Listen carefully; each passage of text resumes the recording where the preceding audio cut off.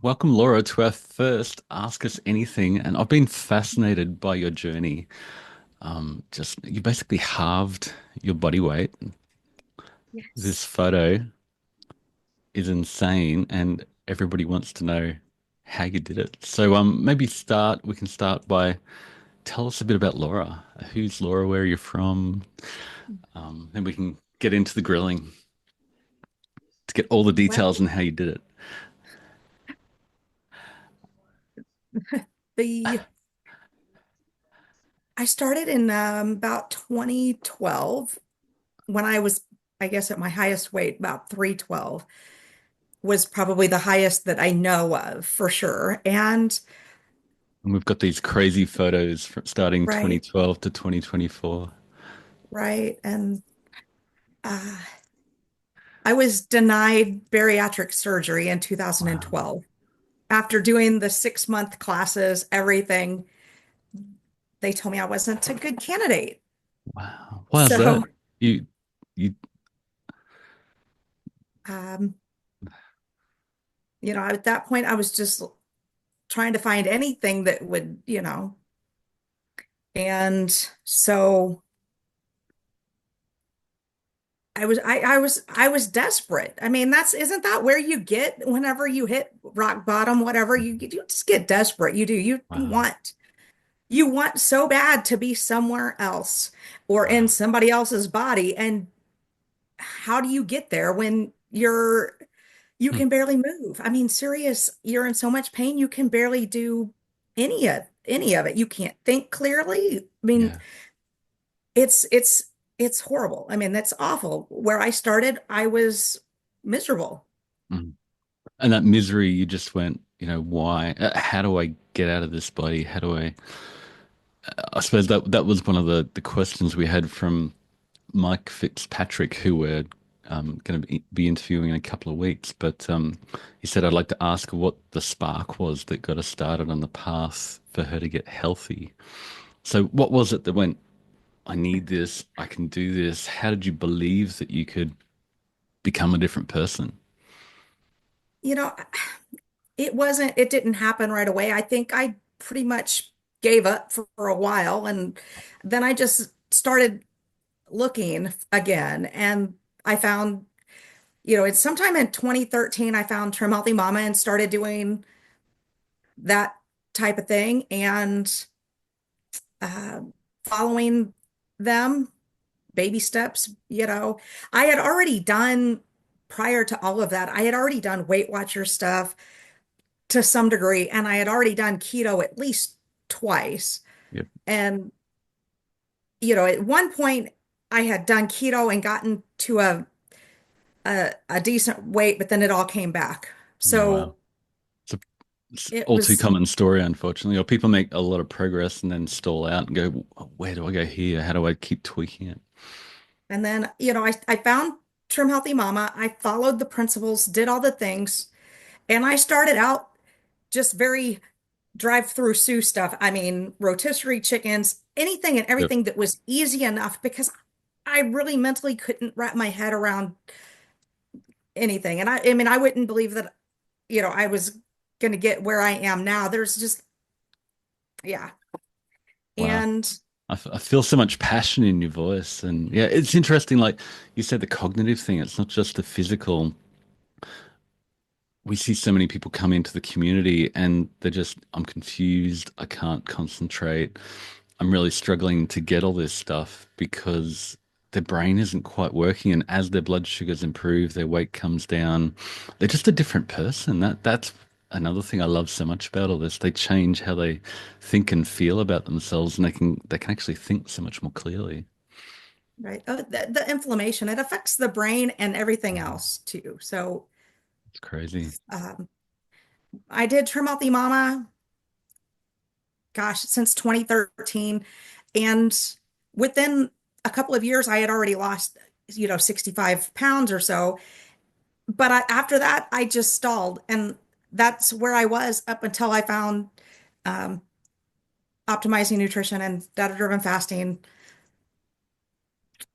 Yeah, you said I was stuck at 225 for the last 7 years until I found DDF. I've lost 47 kilo, 47 pounds since April. My mum just blown. I've got to buy a new wardrobe, which is I love all these. It was really fun to go back through all our chat. I can't believe how well it's working for weight loss.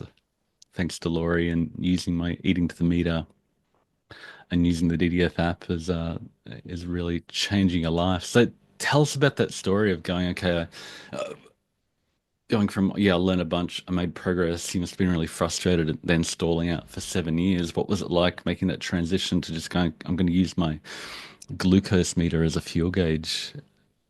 Well, and I didn't start when Lori first introduced me to that. It was way before we did Marco Polo and stuff. It was before that. She reached out to me and we even talked on the phone stuff. She's And so caring I to try just and get kind of thought everybody in, she isn't was she? just, she's like, she was very passionate about using the glucose meter and everything. And I'm like, my glucose is fine. My A1C is in the fours. I mean, my doctors tell me that, they don't even see people with glucose where mine is. Yep, They won't even test my A1C and stuff hardly, very much. because it's And okay. they're like, they won't even test it, but every few years because it's so low that, Mm, they just don't see that. And so I just kind of like ignored her for a little bit, I guess. Unfortunately, I should have just gone ahead and did it. But then I'm like, well, I am stuck. I'm truly stuck. And if she says this will work, then, you know, I already had the equipment because my husband's type yep. 2 diabetic. We already had all these supplies. And I'm like, what's it gonna hurt? Yeah, that was like me, my wife and now my son are type 1, so we got little glucose meters hanging around. I can't, it's yeah, there we go. Um Around the house, and it's like easy to test and try myself. And you don't, whether you start with really high glucose numbers or low normal healthy numbers, the process still works, doesn't it? I couldn't believe I was basically using the DDF app prior to even doing the challenges. I couldn't believe how well it was working. It was almost too easy. It I've blew my mind, got really. this chart of your weight loss. It's just insane. And every month we did a challenge, you were up there at the top of the leaderboard. It was like crazy that you just kept on at it. You must have really, really wanted to change your life. Yep. Yeah. Was it exciting once the ball started rolling? I'm actually tearing up here, but must have been exciting as the ball started rolling. I It finally was made a breakthrough, and I've got a simple method to guide my weight loss. every time I would get on the scale and it would be lower, I was just like, wow, What is this wow. magic? After being stalled for so long and nothing working, absolutely nothing working, and then all of a sudden you'd get on the scale again and it would be down more, and you're like, what? I was not even exercising, just household stuff. I Yep. wasn't doing any of that. I was just doing the testing and eating, and I was still eating my 3 meals a day. I was just changing up, what, and the the protein really made a huge difference. Yeah. Yeah, I've got your perfect day report here. That we did when we did our macros masterclass. And interestingly, you were, yeah, you must have really understood the protein because you started at 42% protein and wound that up to 46% protein, still while getting a solid amount of energy. It's nice to see people getting, 1400 calories and losing weight. And then later on, you got, I think you built a bit more muscle, you were being more active, you were in the gym, and your protein percentage actually went down and your energy went up. So that actually really excites me when I see, especially older females, not that you're that old, but being able to eat more and more while still losing weight because they're active and they've got that lean muscle mass. They're building muscle, building strength, which is what it's the metabolic furnace that burns all the energy. So, Marty, we've got a couple of questions. Yeah, Can sure, I let's do throw it. those in here? Yeah, So, yeah, yeah. Laura Judy's asking, how does it work if you don't have, or maybe she's asking you, Marty, but how does it work if you don't have glucose issues? Yeah, I suppose I can cover that. But wherever you start, your glucose is your instantaneous fuel gauge. So if you start at raging diabetic at 300 milligrams per deciliter, if you chase a lower pre-meal glucose, you are just waiting enough to be draining glucose and then body fat. But it's the same when your glucose is, 80. If you just chase a slightly lower glucose number, you're still going to be waiting enough to be burning the body fat in your body. So whether you start high or low, it doesn't really matter. The DDF app will tune your trigger to your current metabolism and guide you to go down slowly from there. That's a really good question. And Laura, Harry's asking, I think this one's for you. Did you have to deal with much DDF driven hunger while waiting for your trigger? It sounds like you never delayed eating based on Good your question. description and instead just changed what you ate. True? Well, it really changed. What changed was the amount of protein. Yeah. The amount of protein, after I started getting the larger amount of protein, my hunger, Went away. it did things to my brain that I had never felt before. I didn't want to keep eating. I didn't want to eat in the evenings. I ate enough for protein for breakfast and lunch and dinner time. Once I ate protein, it was like, I don't know if I can even eat anymore. Mm.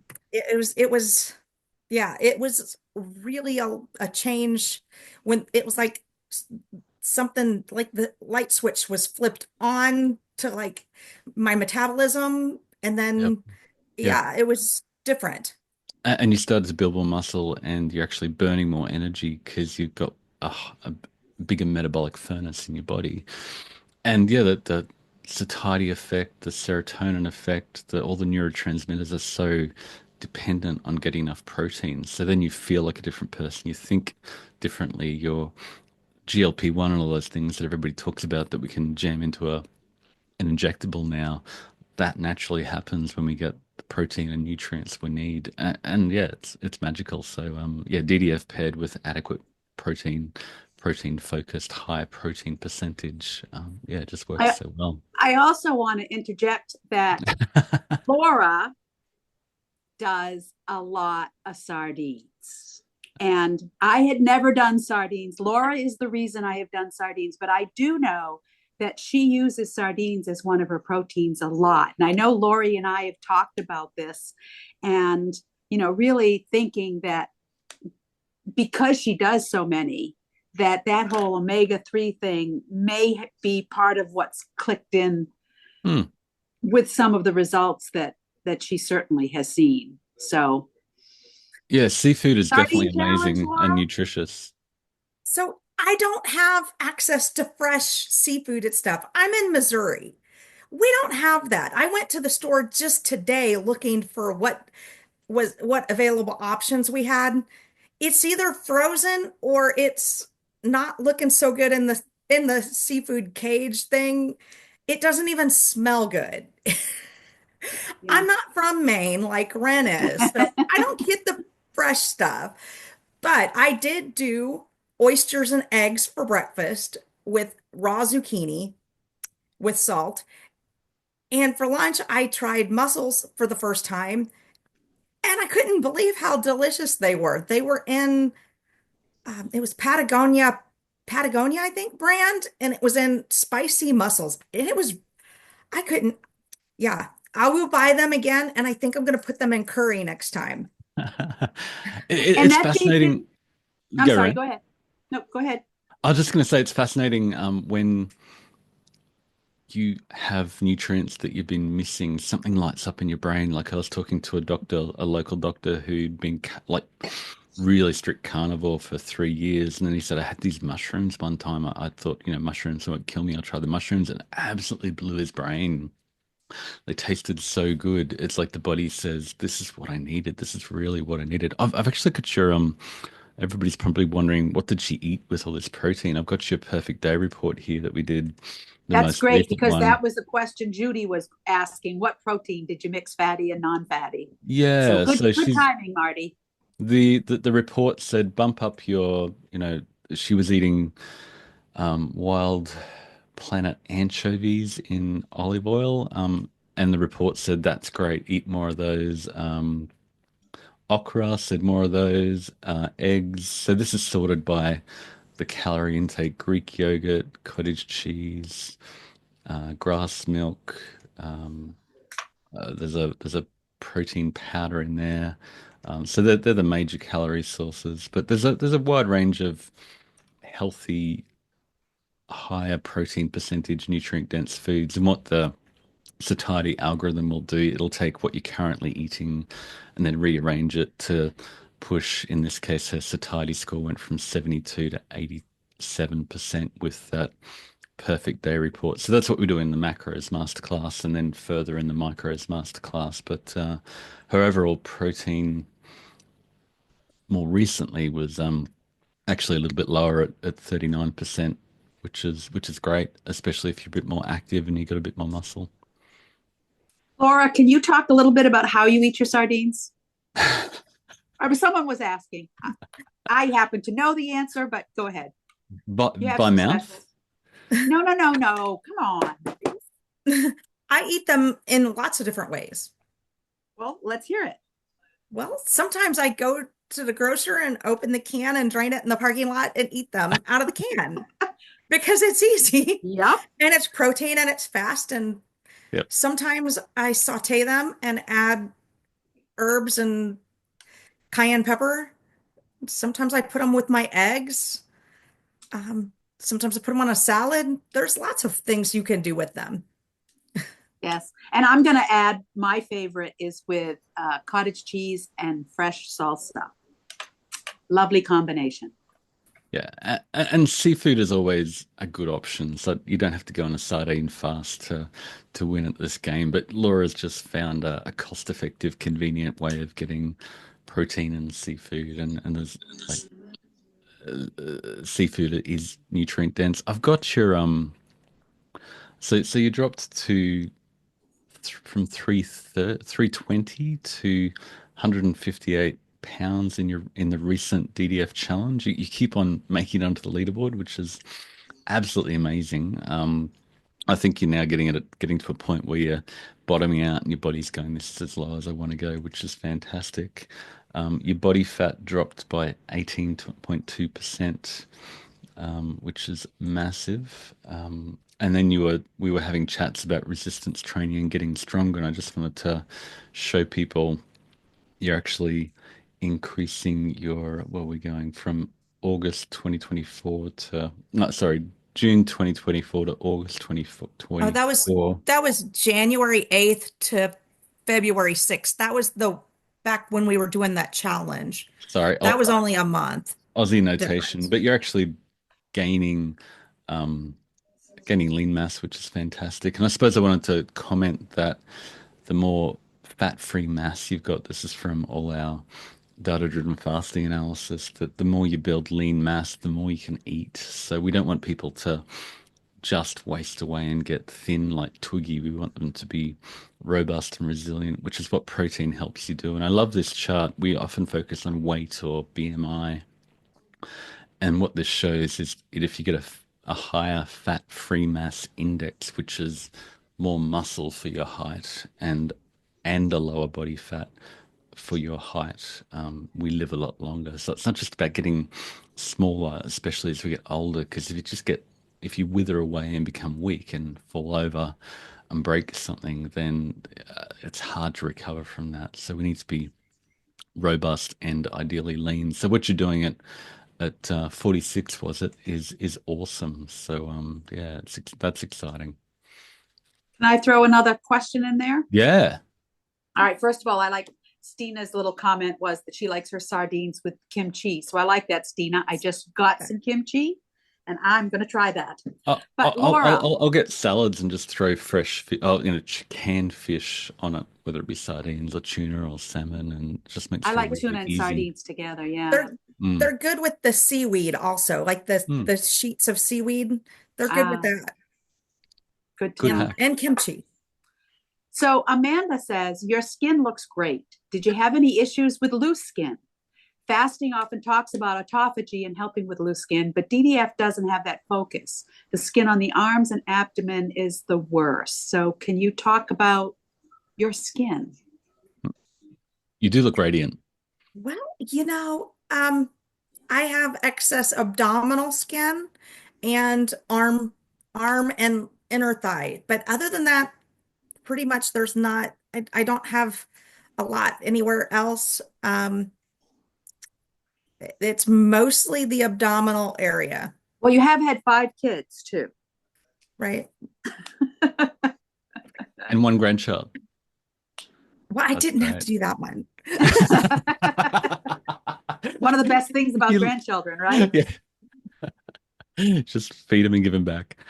But to comment on the loose skin autophagy thing, I think it depends on how long you let it go and how big you are as to how hard it is to get rid of the skin. I think And some your people, age. yeah, Laura? The age affects it. Also, how much your collagen and stuff, and whether you're getting enough zinc and vitamin C and collagen and copper in your diet, those things are really important. Also, how long and how fast. The faster you lose the weight, the more excess skin. If Mm, it's over a period of time, like mine's been since 2012, mm, it has time to heal and repair, where people who have a lot of times weight loss surgery and they lose that weight like 100 pounds in a year or 6 months, or they have excess that it just because it happens so quickly. yeah. I suppose the other thing to add to that is that it depends what you're hanging that skin over. If you lose fat and muscle and you got a big skin hanging over no muscle, you're gonna not look great. But if you build the muscle, build strength, get the protein, which helps with satiety and the weight loss, you look you've got a much better chance of not having looking like you're in a baggy suit.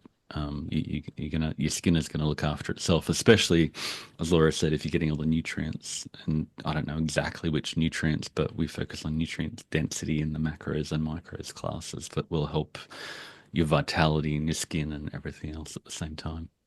So, Marty, Yo, since it kind of came up, with the whole fasting and autophagy and all that good stuff, where are you when it comes to fasting? Because I know Laura and I we're tweaking around with it a little bit.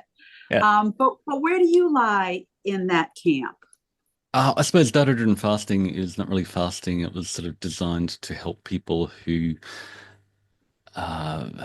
just were failing with extended fasting and not eating for a week and then refeeding with keto because of the belief that it didn't spike insulin. So they're refeeding on really high fat foods, losing muscle, overeating because their hunger and satiety are so blown out. So what data-driven fasting does, it just uses your glucose as a guide to feed yourself when you need it. So it tells you what you need, when you need it, how often, without pushing you to go so long that you can't get the protein and nutrients you need over the long term. And it teaches you about true hunger, true satiety.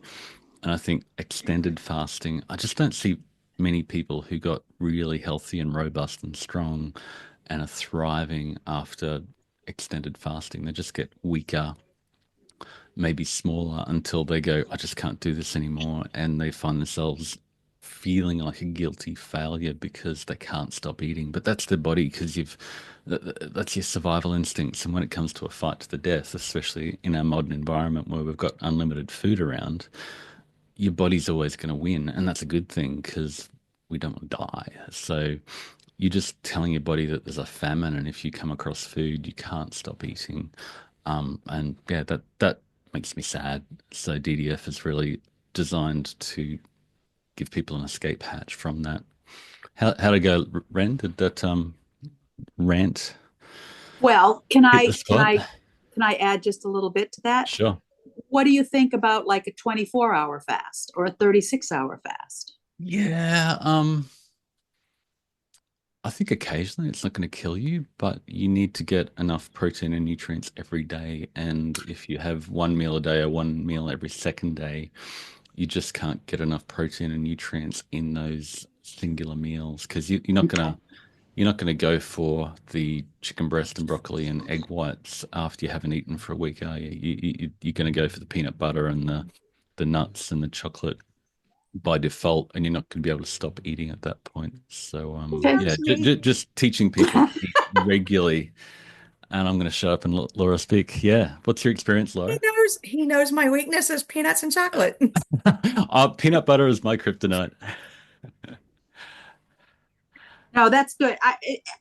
It's a question that I've had for quite some time, and like because there's so much information out there about it and about it being Mm, good for you, and then on the other side of it is it's not good for you. It's good for women. No, it's not good for women. It's just like um, weeding through the mess of it is just difficult. But it sounds to me like you're basically saying your protein and nutrients every day trumps it. totally. Laura, did you have anything to add to that before I keep ranting? I've done a few fasts and I've done different things. I really think that you really have to listen to your own body. And if you've been doing this long enough and you've been getting really high proteins, once a month or something like that, it's not going to hurt you for sure. I mean, you've got plenty of stored fuel. I mean, as long as you're not, you know, pushing on like you're too thin or something like that, Mm, I don't see it harming. yeah.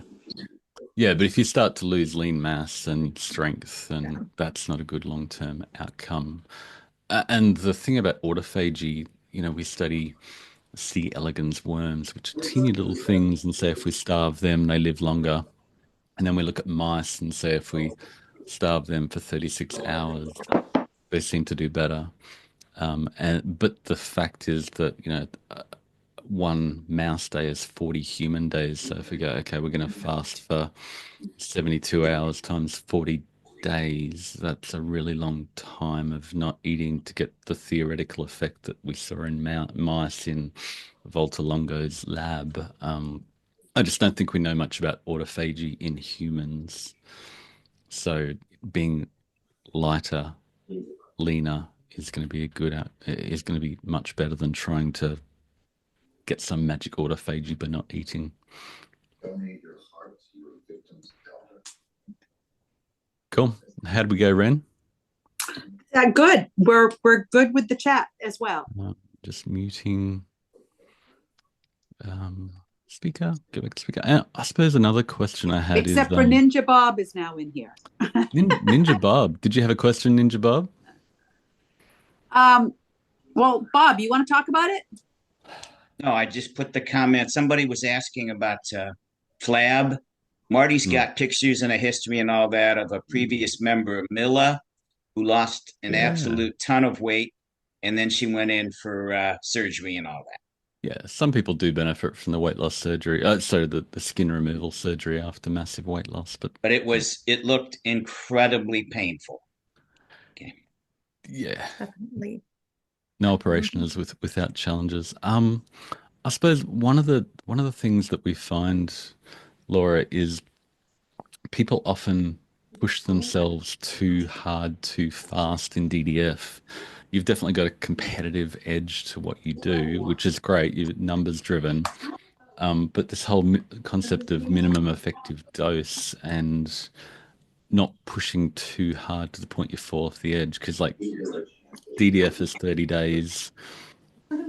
A lot of people don't make it through the 30 days. So what's your how do you make sure you don't push so hard that your body rebels and you give up? What was that mind game that went and kind of pushed just enough without pushing myself to breaking point in terms of the minimum effective dose? I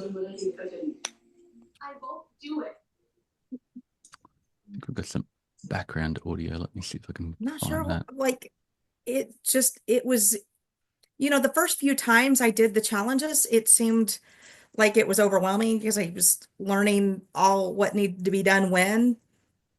After that, it really wasn't that, it was just a matter of testing and logging the numbers. So there really wasn't a lot of excess work there. And I could judge, based on how much and what I ate as to whether my number was going to be ready for me to eat my next meal. And I I primarily did my 3 meals a day. Didn't really sway from that much. Mm, I could adjust, I could adjust the amounts and quantity to make it work. yeah. And that's where it becomes really cool is that you can still eat 2 or 3 meals a day without that extended fasting, trying to get this magic autophagy by using a glucose as a guide to go, how much do I need to eat? Is my glucose low? I'll eat normally. If it's a bit above trigger, you can go, I'm going to eat a little bit less and make that even more protein focused. So at that point, it turns into a protein sparing modified fast type of thing, but only when your glucose is above trigger and you know you've got plenty of energy on board. So I think that's a really powerful thing that we're going to eat 2 or 3 meals a day. DDF eliminates the snacks because, am I hungry? Am I hungry enough to test my glucose? Oh, okay, I might skip that snack, or you test and you're above trigger, and yeah, I need to skip that snack because I'm above trigger. So it actually breeds a discipline of regular eating tied in with your circadian rhythm, which I think is really cool.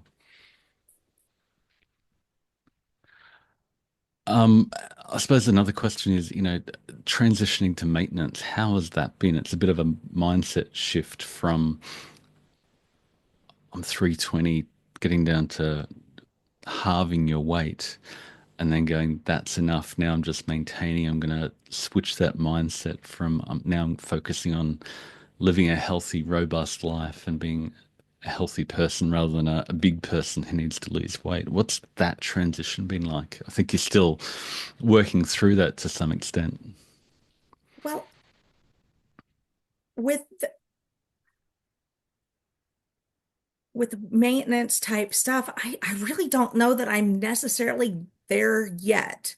I'm still above my ideal weight to some degree, and I don't think I'm quite there yet. And I have shifted to, there are a few days a week now that I only do 2 meals.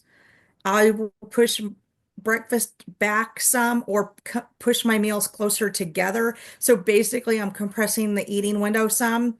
So it really just, it depends on the day. Mm, It truly does. So some days, breakfast will be closer to 9 o'clock instead. And then um, if I'm at trigger by noon, I'll have a small lunch, but it's always got the protein. mm, And then, an early dinner. And I'm usually done with dinner by I like to be done by 6 p.m. mm.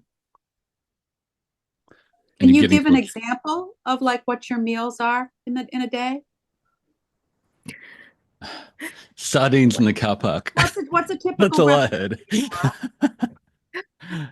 So yeah, it changes. It changes just depending on what I have available at the time. And so today for breakfast, I had a zucchini raw with salt and eggs and a container, a can of oysters. So that was breakfast, and plenty of protein there. And Mm, then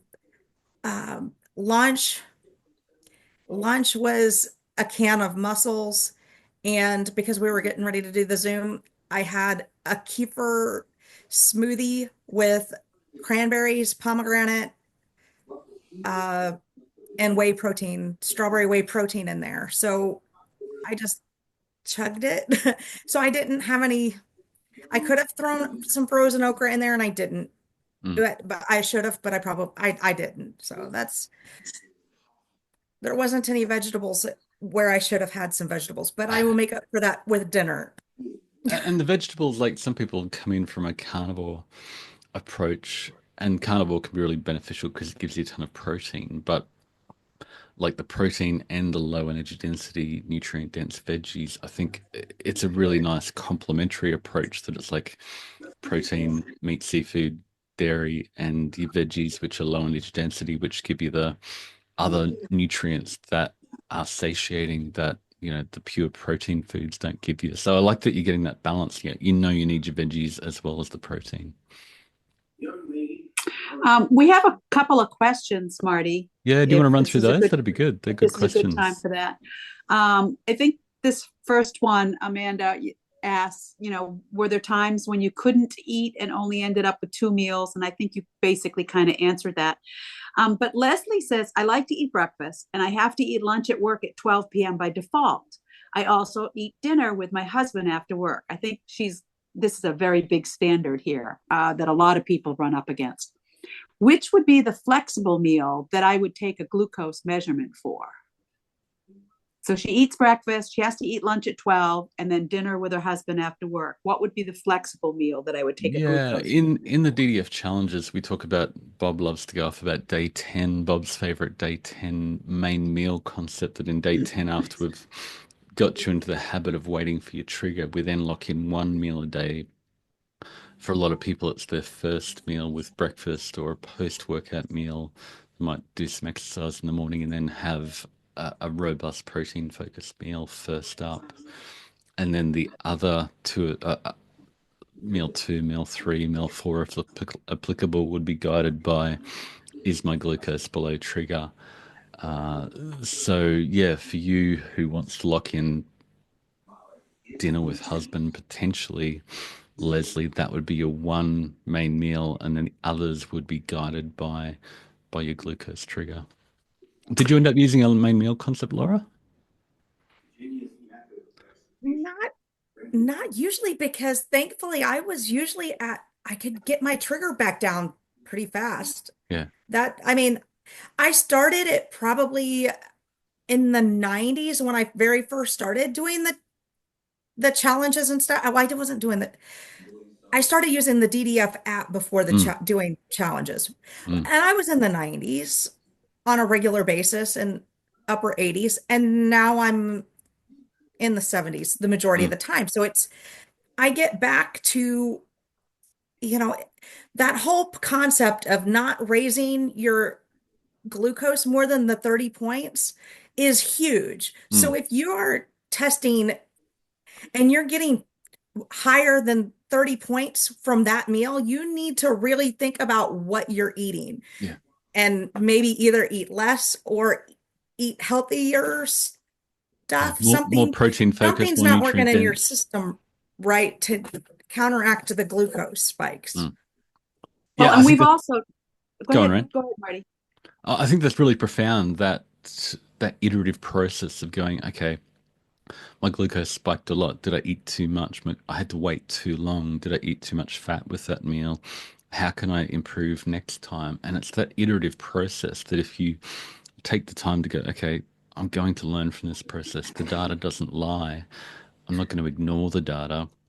I'm going to learn from it and just iterate and go, okay, next meal, I'm going to have a slightly smaller meal. I'm going to make it more protein focused. And pretty soon you dial in your macros and your calories without ever having to track them. And I think that That's basically goes directly into what Roki was asking. She says, if someone has lots of energy on board, me, I find I can go and go and go and not reach the trigger. And it's impossible to eat more than once a day. What then? And I Yeah, I think that's suppose. pretty much what you were. Yeah, but if you each challenge, we say start baselining again. So you should reset your trigger and then work down from there. So if you're eating normally 2 or 3 meals a day in baselining, then it'll slowly get a little bit harder. So you shouldn't get to 1 meal a day too soon. And if you're at 1 meal a day, then it's how much am I eating in that 1 meal a day? Can I dial that back a little bit? And then you'll reach trigger sooner. Is there a place where if you're eating too much, you're eating 1 meal a day, you're trying to get a certain amount of protein. So you're eating too much at one time, Yep. It's basically. hard. It is Yeah. hard to get enough protein. There's a lot of people that do that OMAD and 1 meal a day thing, and they will push that, but it is hard to get enough protein in one Yep. setting. But I saw one approach today where they ate like an appetizer at 4:30 and then they ate a meal at 6 and then they had a dessert at like like a half an hour after that or something. And it was like, okay, so it was one meal a day, but to me, it looked more like three small meals. Yeah. So, And DDF tends to guide people to have, okay, I'm going to have one meal, I'm fueling up, and then 6, 8, 12 hours later, you have another meal or maybe three meals in the day, and you're just getting enough energy to get through the morning and then enough energy to get through your sleep and rinse, repeat, learn from the process. Yeah, and Leslie says, she says, I'm just afraid of getting hangry. But Laura, I think you've spoken to this. When you eat that protein, I don't know about you, but I just don't feel hungry Yeah. nearly like I ever did on any other diet I've ever been on. and a tip, if you get hangry, have something with you. Put some Yeah. beef sticks in your purse, some nuts, something protein that's packaged that you can have and pull out. And if you really are hungry and you can't make it to the next whatever, have Yeah. protein. Yeah. Sardines, lots of sardines. Well, Laura and I in our group, we talk a lot about this often, and we've kind of come to this terminology, this place where if I'm going to eat, I have to have 30 grams of protein. Yeah. I can't have that cookie unless I'm having 30 grams of protein. Yeah. I can't have whatever that is unless I'm having, and keeping that mindset of it's got to go with 30 grams of protein at least makes a big difference before you put anything else in your mouth. Yep. Are you eating because you're really hungry, or are you eating because of whatever other reasons are out there? Just the hand to mouth for me sometimes, especially around Christmas time. I was like, just constant. I'm like, no, I got to stop this because I need to get busy doing something else because I can't just keep eating. Yeah. Marty, a couple of people are asking, I'm trying to decide if I should rebaseline or just come off of maintenance as I start the next DDF. What factors should I consider in that decision? Another one says, sounds like I should start over. Is that what rebaselining means? Yeah, Can you we've got a talk new a little bit challenge about starting that? on the 4th of January, so just a few days away. So at the start of each challenge, we highly recommend people take that 3 days to re-baseline to find their new glucose trigger, and then it's locked into their metabolism, especially after Christmas when you're probably filled up with your fat and glucose fuel tank and you'll need to drain that. So if you try to go back to where you were before, it won't be calibrated to the person you are now versus the person you were before.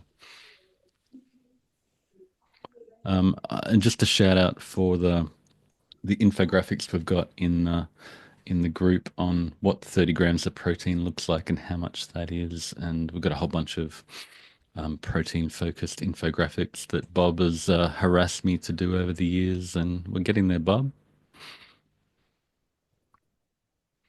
I suppose the to start to wrap up, Well done. Well done. thanks, Jedi Bob. Um, your husband has been getting into it, I think, slowly, Laura. Like his post-meal glucose got some great results, and his glucose went from 299 to 230. How's this process impacting your family and your friends around you? Are they listening? Are they paying attention? Or are they still slow to get on board? Well, I mean, my younger kids are pretty good about eating healthy and stuff. The older ones, not quite yet. They're not, they're learning. Um, they don't, I think they're resistant to it.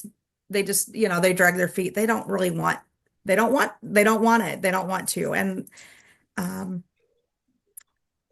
just that making things healthier. I mean, they eat what's for dinner. Yeah, They eat what's provided for them, and that, they're getting benefits from that. yeah. Um, But Laura's two younger children they have never had sugar. Is that correct, Laura? right. Yeah. The the I think the that's the two amazing. younger ones have not had any at all ever. Um, they're 5 and 7, and they've never had any type of sugar type stuff. I mean, they've had some, white bread, stuff like that, just not candy sugar, like processed sugar. They've not had any of that in their you're going to be breeding a whole new species of human at that rate. If And these they eat kids are going to be so different. sardines. They're like sardines, Laura. Yes, they're different. That's great. There's that experiment where they gave newly weaned kids in an orphanage. It was a weird little experiment, but I think 80 years ago, access to 30 different foods, and they just went around, and the kid who had rickets went with the I think it was sardines or something that gave them the vitamin B3 and D that once he'd recovered from the rickets, he was fine and stopped being interested in those foods. So it's really powerful to give kids access mainly to nutrient dense foods and let them understand the appetite and listen to their appetite and show them what real food tastes like. And then they go out in the big world to these parties and then go, yeah, that was interesting, but it's not real food. Like that's what our kids, we just give our kids a lot of nutritious, we invest in quality food at home. And then they go out and go, yeah, it was sort of recreational food, but I'm not that interested in that food. It doesn't taste real. Laura, if there was one or two pieces of advice you would give someone from your journey, what might they be? Or what would you give yourself for advice if you could have, started on a piece of this sooner? Right. Well, prioritize protein. That would be my number one. Like, do not get less than 100 grams of protein. When I started, I was up there in the 150, 160 Yeah. grams of protein. Prioritize protein, nutrients, including like veggies and fruit. Cut out ultra processed foods. Keep an open mind about foods. Try Mm. new foods. And one of the biggest things is breakfast can be any food. You don't, you know, quit thinking about cereal and Yeah. bread and, pancakes, waffles, all this stuff. That is not a healthy Not breakfast. food. That is not, stop thinking. I mean, just because commercials have brainwashed us to think that we need to eat cereal for breakfast. I mean, what? You know, breakfast can be leftovers, breakfast can be sardines, breakfast can be vegetables. It can be anything that you want Mm. it to be. It doesn't, I mean, it's fueling our body. It's not what the mainstream wants, whatever they're making profit on, the cereals and the different boxed mixes and the syrups and all the things. That's, you know, I mean, you talk about doing this on a budget because I did this on a budget Mm. and it's about normalizing the real foods. Mm. Quit buying, you don't have to buy those processed. I mean, if you stop buying certain stuff, then you have money for the other Mm. real stuff. Mm. And you could be eating less overall so you can invest in higher quality food. And that have you found breakfast is actually like if you make it a real meal is actually the most important meal of the day. That's what we find a lot as people who start their day with a robust dose of protein earlier in the day. It doesn't have to be at 6 a.m. It could be at 10 or whatever. But if people who get plenty of protein first up, they're not raiding the pantry at 11 p.m. Right. Yeah. It definitely. I mean, that was one of my biggest things was just wanting to eat in the evenings and snack in the evenings, even too close to bed and stuff. I mean, Mm. it's just like I could not tell myself no and push Mm. past that. It wasn't a willpower thing. It was Yeah. it was just because I wasn't now I know I wasn't getting enough protein and stuff. Now I don't Earlier have in the day. that chatter back here Yeah. anymore. So Yeah. thankful for that. Yeah. That's always the case. It's like, how do I stop snacking at night? Well, what did you eat first up? If you manage that, get all the nutrients you need, then your body can go, okay, I need a little bit more energy, but I don't need to be face first in the whole can of Pringles or whatever that you'll never stop eating. And our body with our insulin, we're more insulin sensitive in the morning and in the afternoon than we are in the evenings. Yep. So it's more important to not eat as much in the evenings and before Mm. bed, or well, it depends on if you work nights or, if you have a different shift or whatever, then Yep. it's going to be different for you. But before we sleep, we need to empty out our stuff Yeah. because that's the important part is that while we sleep, our body heals, and we cannot get into a true sleep. If Yeah. we still have fuel in our system before we go to bed, we may pass out and be in a slumber, but we're not getting sleep that's going to benefit us. Mm, We're not going to wake up, you know, if our body has to digest while we're sleeping, it's not going to heal. It's not going to empty out as much of the glucose that's sitting there, and you're going to wake up with a higher insulin, higher fasting insulin. yeah. Yeah. It's been fascinating. A lot of people recently have been tracking their sleep overnight and waking heart rate. And with DDF, because they're not metabolizing so much energy overnight, their waking heart rate is actually lower and their heart rate variability is higher. So yeah, just not having all that energy your body's trying to push into storage overnight, you sort of shift your calories to earlier in the day, use them during the day, have what you need at night, and you're not trying to store all that, working overtime to store that. So you're actually using it if you have a protein energy focused breakfast. So this has been really fun. Any other questions from the live audience? Thank you so much for joining. Before we sign off, anybody want to ask Laura any final questions? Well, Leslie, I think we got the point across to Leslie because she says that's been my problem. Now I know I got to eat more protein. But Yeah, I just want to say too that because it came up when you guys were just talking about it, the food noise thing. Like Laura, you were talking about the food noise at night, and that's been a big question, a big thing that's come up with the whole GLP-1. It yeah, quiets my food noise. Well, so does protein, people. yeah. And what could possibly go wrong if we turn off our healthy appetite for nutrients and don't get those nutrients over the long term? That's what scares me. Not only you can't eat as much protein because it's too satiating, but you're not getting all the other vitamins and minerals. You're just eating, instead of 10 muffins a day, you're eating 4 muffins a day or whatever. People, I don't see a lot of people improving what they eat when they have the GLP-1 agonist So injection. So, I just wanted to chime in just a teeny bit because there was one little question that we skipped over just a tiny bit, and that was the big why. Because Marty's always asking, well, what's your big why? Why? Why? What changed in you, and what was your why on why you wanted this? What caused you to want this enough for it to work for you? that's And so I think, okay, important. my big why. Okay, so seeing my unhealthy family members and watching them all pass on my dad's side Mm, and seeing my dad pass and the years that he was metabolically unhealthy for decades.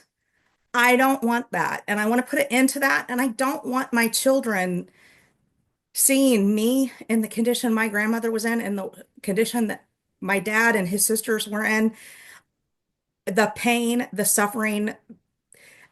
I don't want that. mm. I don't want them to see that, and I don't want them to have to live like that. So it's breaking those chains basically Wow. so that they don't have to deal with my health issues the way that, and not have them around, because there's not anyone really on my dad's side around anymore. So Mm. that's just really important.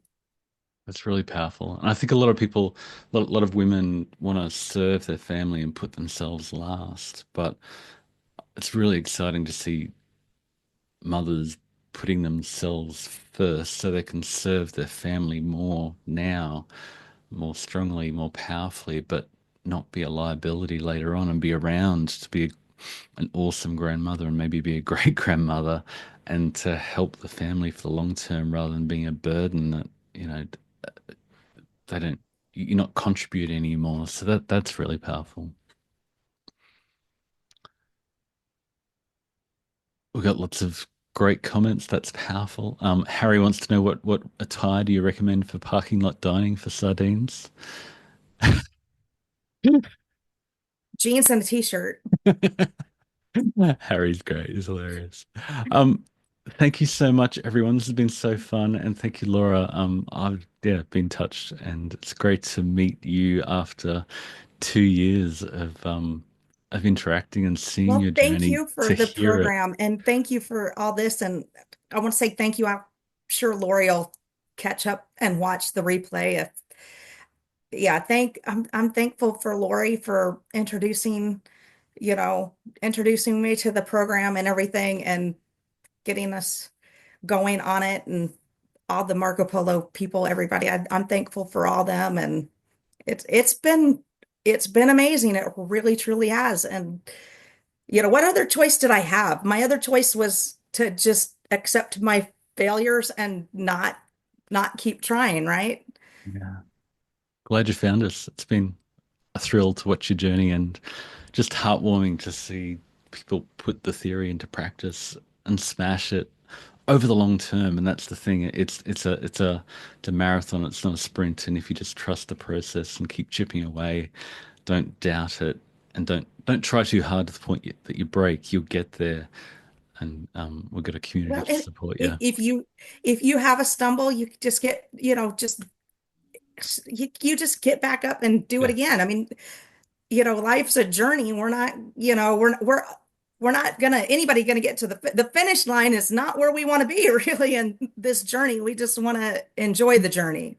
Yeah, and you want to extend the finish line out as long as possible to be vibrant and run for as long as possible. So yeah. Laura, I want to make sure you hear these little comments. Harry says, very inspiring. Thanks, Laura. Patty says, thanks, Laura. You are an inspiration. Stina says, thanks and Happy New Year, all. And Judy, what a testimony, Laura. So thank you so much. Very exciting. So, Happy New Year, everyone. Yeah, and we've got a challenge starting 4th of January, start the new year, dial things in after Christmas, and we've got an amazing community. This community is on fire, and the thing that brings me the most joy is seeing people implement it and help each other. People like Laura who've done it and are in here eager to help other people follow in their footsteps. So that's a thrill. So yeah, thank you so much, Laura, for doing this. It's been a thrill. You've done great, and yeah, happy New Year, and look forward to an amazing 2025. Thanks, everyone. We'll see you next time. Next time, I'll have a normal Ask Us Anything interactive, so you can come in and ask lots of questions. And then the week after, we've got Mike Fitzpatrick, who's a type 1 mate who did macros, and he joined the first Ask Us Anything, and everyone went, "Who the hell is he? He looks jacked," and we want to follow in his Yes, footsteps. So I'm inspired. I'm inspired by him. He's really got me on that. I definitely pushed me to do some exercise stuff and really yeah, a get lot of the started. people in the live went, "What's he doing? I want some of that." So we'll go through, what does Mike do? I'll have what he's having, and we can unpack that formula. So I'm thanks, impressed everyone. by the amount of protein he gets. That's 415 grams a day, average over a year. Not dying yet. Anyway, thanks, everyone. We'll see you next time. This has been a hoot. Thank you. Bye.